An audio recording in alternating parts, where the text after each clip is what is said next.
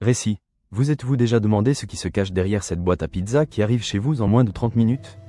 Derrière le logo, les livreurs à toute vitesse et l'odeur incomparable du fromage fondu, se cache une histoire pleine de rebondissements, de stratégies audacieuses et, bien sûr, d'une bonne part de mythes. Remontons en 1960. Thomas Monaghan, un jeune homme à l'esprit d'entreprise, et son frère James, décident de tout miser. Ils contractent un prêt et achètent une petite pizzeria appelée Dominick's, à Ypsilanti, dans le Michigan. L'investissement initial, une misère, $500. Le rêve, construire quelque chose de grand. Mais les débuts ne sont jamais faciles. Les frères Monaghan sont confrontés à un panorama décourageant, une concurrence féroce, un manque d'expérience et une entreprise qui ne décolle pas. James, peu convaincu de l'avenir de la pizzeria, décide de vendre sa part à Thomas pour une vieille Volkswagen Beetle. Ironie du sort. Thomas, désormais seul propriétaire, se trouve à la croisée des chemins. Conserver le nom original ou oser une nouvelle identité? C'est là que l'histoire prend une tournure intéressante. Le nom, Dominick's, ne fonctionnait pas. Il était confus, peu accrocheur.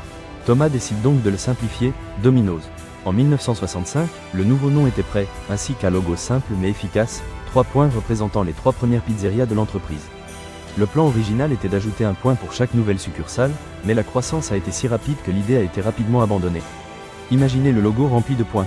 Les années suivantes ont été faites de travail acharné et d'expérimentation. Thomas était obsédé par l'efficacité et la vitesse. Il voulait livrer des pizzas rapidement, très rapidement. C'est ainsi qu'est née la fameuse promesse, 30 minutes ou c'est gratuit. Une garantie audacieuse, controversée et qui, à terme, deviendrait sa marque de fabrique. La promesse des 30 minutes n'a pas été sans susciter la polémique. On racontait que les livreurs conduisaient de manière imprudente pour respecter les délais, mettant ainsi en danger leur sécurité et celle des autres.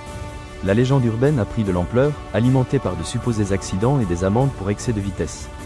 Finalement, Domino's a été contraint de retirer la garantie pour des raisons de sécurité, mais le mythe était déjà semé. Au-delà de la controverse, Domino's a révolutionné l'industrie de la pizza. Elle a introduit des boîtes en carton ondulé pour maintenir la chaleur, optimiser les processus de cuisson et de livraison, et créer un système de franchise qui lui a permis de se développer au niveau national et international. Les années 80 et 90 ont marqué la consolidation de Domino's en tant que géant mondial. Ses pizzas ont atteint tous les coins de la planète, de Tokyo à Buenos Aires. La marque est devenue synonyme de restauration rapide, de commodité et de saveurs accessibles. Mais tout n'a pas été rose. Au début des années 2000, Domino's a été confronté à une crise d'image. Les critiques sur la qualité de ses ingrédients et le goût de ses pizzas se sont intensifiées. La marque était perçue comme bon marché et peu appétissante. C'est alors que Domino's a pris une décision radicale, admettre ses erreurs et se réinventer complètement. Elle a lancé une campagne publicitaire audacieuse et honnête, reconnaissant que ses pizzas n'étaient pas les meilleures du marché et promettant de s'améliorer. Elle a changé ses recettes, investi dans des ingrédients frais et s'est engagée à écouter ses clients.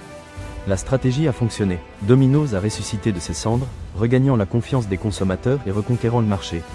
Aujourd'hui, c'est l'une des chaînes de pizzeria les plus importantes et les plus prospères au monde, présente dans plus de 90 pays. Et c'est là qu'intervient le mythe, la rumeur qui a persisté au fil des ans et qui, d'une certaine manière, a contribué à la légende de Domino's. Est-il vrai que la recette originale de la pizza était une erreur? On dit qu'un employé, dans une tentative infructueuse de faire une pizza spéciale, a combiné des ingrédients au hasard et a créé un mélange étonnamment délicieux. Thomas Monaghan, en la goûtant, a été fasciné et a décidé de l'inclure au menu. La vérité derrière cette rumeur est difficile à vérifier. Domino's n'a jamais confirmé ni démenti l'histoire. Mais ce qui est certain, c'est que l'idée d'une « erreur chanceuse » correspond parfaitement à l'esprit innovant et à l'attitude audacieuse de la marque. Domino's Pizza est bien plus qu'une simple chaîne de restaurants. C'est un symbole du rêve américain, une histoire de dépassement de soi et un exemple de la façon dont l'innovation et l'adaptation peuvent mener au succès. C'est une marque qui a su se réinventer, en apprenant de ses erreurs et en écoutant ses clients. De ses humbles débuts dans une petite pizzeria du Michigan à sa transformation en un empire mondial, Domino's a parcouru un long chemin. Et même si le mythe de « l'erreur chanceuse » ne reste qu'une légende, ce qui est sûr, c'est que l'histoire de Domino's est une pizza avec beaucoup, mais alors beaucoup de saveurs.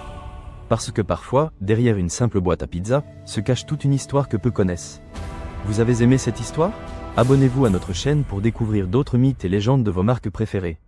Et n'oubliez pas de nous laisser un commentaire pour nous dire quelle marque vous aimeriez que nous enquêtions dans la prochaine vidéo.